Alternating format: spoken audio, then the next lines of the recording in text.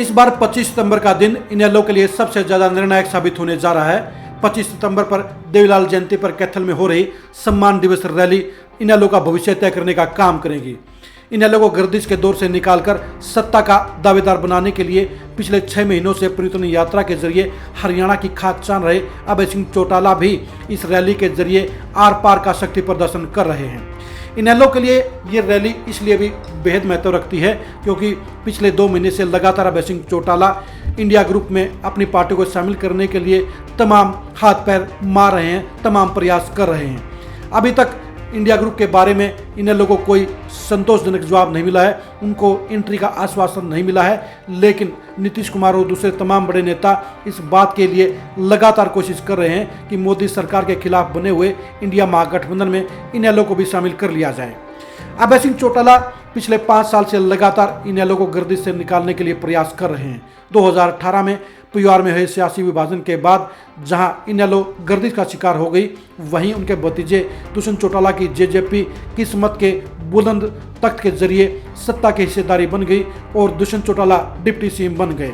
अभय सिंह चौटाला को इस बात का मलाल है कि पिता ओम प्रकाश चौटाला का भरपूर आशीर्वाद होते हुए भी इनेलो का भट्ठा बैठ गया और दुष्यंत चौटाला महज 11 महीनों में अपनी पार्टी को सत्ता का हिस्सेदार बना गए।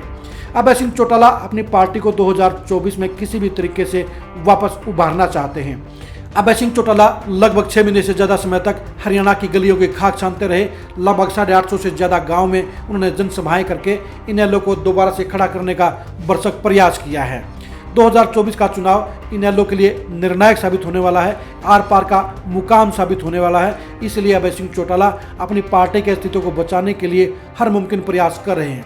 इन प्रयासों के बीच में 25 सितंबर का दिन इस बार इनेलो के लिए सबसे डिसाइडिंग फैक्टर साबित होने वाला है।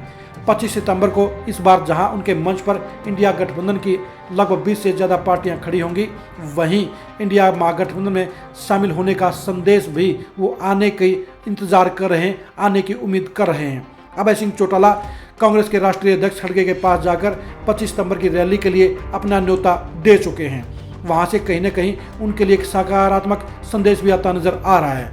अगर 25 सितंबर को कांग्रेस का कोई बड़ा नेता इनेलो की रैली के मंच पर आ गया तो फिर भूपिंदर हुड्डा के लिए जहां खतरे की घंटी बजेगी, वहीं अभय सिंह चौटाला के लिए अच्छे दिनों की वापसी हो जाएगी।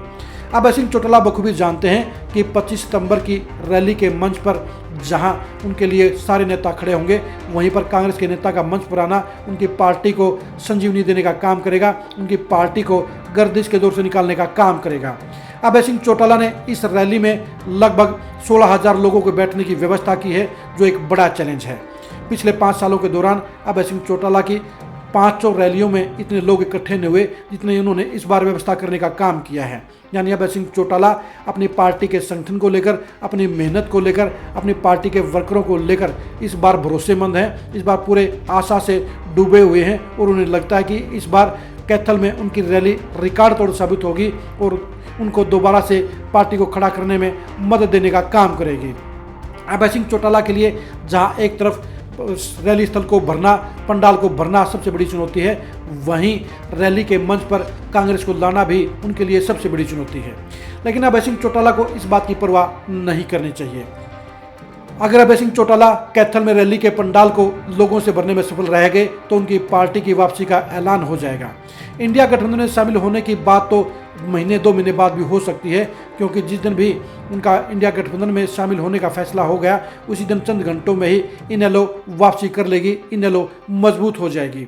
बेशक 25 सितंबर की रैली में अगर कांग्रेस का कोई नेता आता है तो उससे इनेलो को बूस्टिंग मिलेगी, इनेलो को ताकत मिलेगी और वो पूरी ऊर्जा के साथ हरियाणा की सियासत में फिर से इनेलो मजबूत होती हुई नजर आएगी।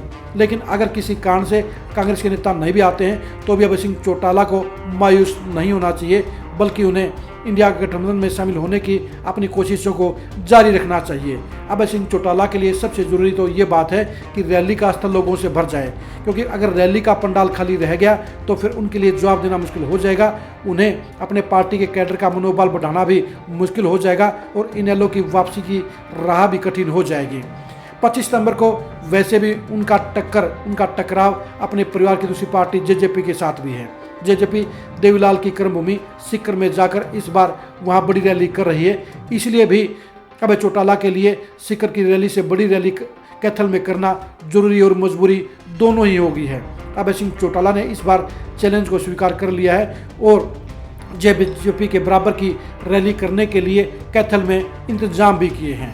लेकिन सवाल इस बात का है, क्या अभय सिंह चौटाला रैली के स्थल को लोगों से खचाखच भर पाएंगे या उनकी रैली का पंडाल खाली रहेगा। साफ सी बात है कि अगर अभय सिंह चौटाला कैथल के रैली पंडाल को लोगों से खचाखच से भरने में सफल रह गए तो फिर इनेलो की वापसी का ऐलान हो जाएगा, और अगर किसी कारण से वो पंडाल खाली रह गया तो फिर इनेलो के लिए और भी नुकसान के हालात पैदा हो जाएंगे।